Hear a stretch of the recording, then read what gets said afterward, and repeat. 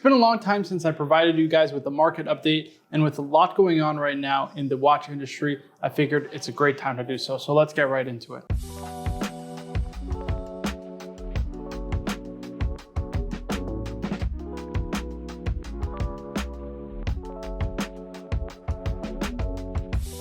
Before we get into today's video, I'd really appreciate if you hit the like button, subscribe for more videos like this in the future. As always, it's a pleasure to make these videos. So if you're enjoying them, please be sure to show your support and let me know down in the comments below also any videos you'd like to see from me in the future here on the Burdine Jewelry YouTube channel. So without further ado, I figured I would do kind of a, if you will, unscripted rant or unscripted talk about what's going on in the current watch market and what we're experiencing here at Burdine Jewelry. Of course, over the last month or so, we've been impacted by the tariffs. A lot of people are questioning what is the impact of the tariffs on the watch industry, say for example, for a business like ourselves, where we do both primary and secondary market sales. Primary market obviously has made things a little bit more difficult given the fact that product from Switzerland is being tariffed. But of course, brands are working around that. We saw a number of brands ultimately do a huge price increase, in some cases, Patek Philippe being the one that comes to the top of my mind now with an increase of over 15%. And other brands followed suit with an increase of around the 5 to 10% range. Again, really depending on the brand and of course the different model lines. The price increases across the board have actually also been dependent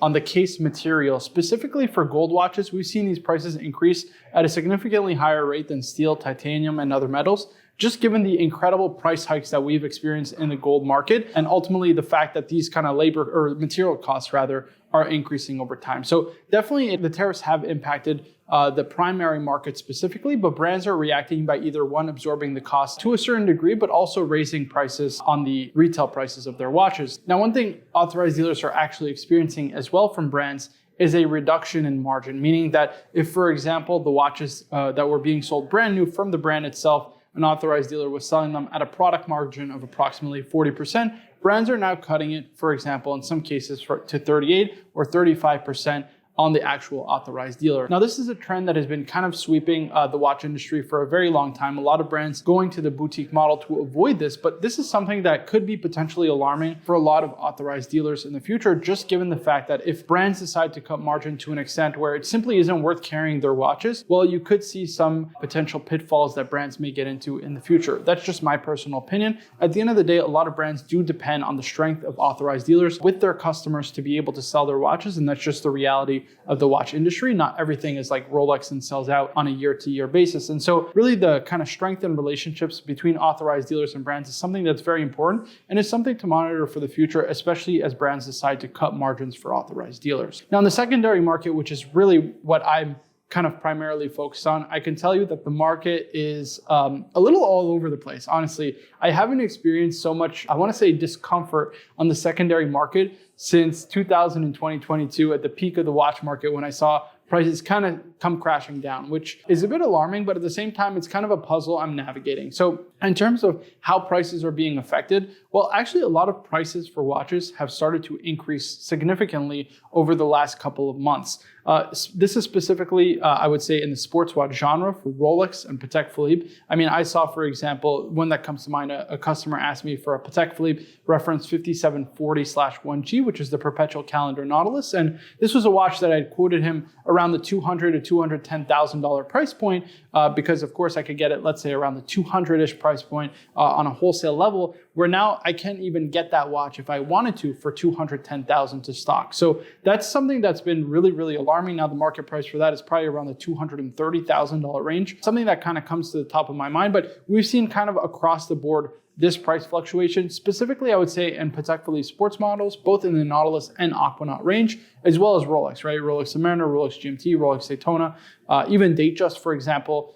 Specifically, new 2025 examples have become actually really, really expensive to go out and get. So maybe, at least for me, the value play has always been getting a pre-owned watch as opposed to something that's brand new and freshly dated. But it's something to take note of, right? The market has been going up in certain cases. Now, of course, that hasn't been experienced by all brands. Brands like, for example, Breitling and Tudor and Omega and, the likes, for example. let's call it the majority of the rest of the industry hasn't really experienced that kind of price hike on the secondary market as a result of the tariffs. Actually, in most cases, prices have stayed kind of stable or have continued to kind of decline slowly to a certain extent, like we've seen over the last couple of years. I think the one brand that has really experienced it the worst on the secondary market has been Audemars Piguet, and it still is the case. That is a brand that is alarmingly slow in terms of one, sales on the secondary market, and two, just the amount that prices continue to fall over the course of months and months and months is something that is actually really quite alarming and something to take note of. I think actually to a certain extent, Audemars Piguet may start becoming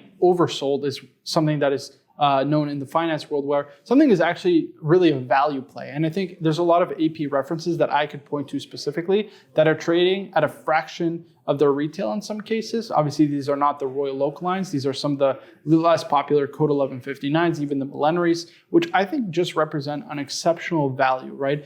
AP may not be known for their watchmaking today. A lot of people believe they're a one-trick pony, but they made a lot of watches in their catalog, both current and in the past, that I think are very spectacular watches worth your consideration. And there's a lot of value to be had out there for those who are willing and able to get watches that are a little bit off the beaten path. I think there's a lot of value to be had out there, but yeah, AP on the secondary market has definitely been affected. So that's kind of been the impact of tariffs overall, right? So if we're talking about on the primary market, we saw, of course, as I mentioned, the price increase as well as the margin reduction, which is kind of, I would say, a bit alarming. I think to a certain extent on the primary market, the fact that an Omega Speedmaster, for example, now sells for $9,000 with the Sapphire Sandwich example with the open case back is crazy. I mean, I think when I first started working in the watch industry, that watch was retailing for $5,000. And that was about 5 or so years ago. So it's hard to think, where's the value in an Omega Speedmaster new at retail?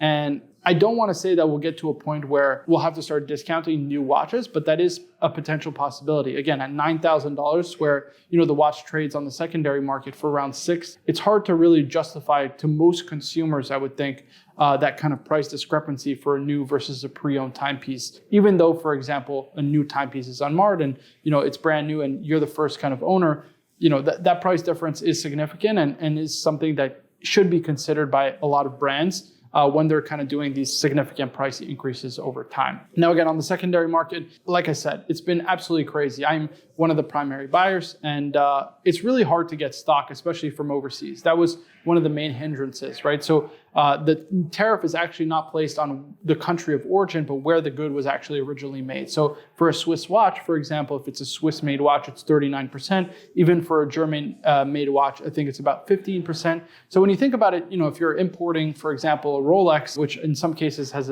maybe at most a 15% margin if you're lucky, it really just means that you can't import watches from overseas at all anymore, right? Even, for example, Lange, right? Think about it. If you're getting a pre-owned Lange and you're sourcing it from Europe or Hong Kong or really anywhere else abroad in the world, and you're getting tariffed at a 15% margin, plus you're paying import duties. At that price point, you're essentially erasing the entire product margin for the watch. And so now you're looking to source things domestically, or at least we are. And so to a certain extent, we are forced to, and the market is forced to react and ultimately increase pricing domestically here in the United States. So this has really been impactful, I would say, across the board on a lot of models, especially in the dress watch category, something that we sell very, very well. Patek Philippe Calatravas, we used to get them, for example, a number of times well under the $20,000 price point, and now you pretty much can't pick up anything under $20,000 full set in the Patek Philippe Calatrava range. Even things like, for example, one thing that comes to mind is a Lange Zeitwerk. I sold one to a customer of mine, I want to say around like 3 or 4 months ago,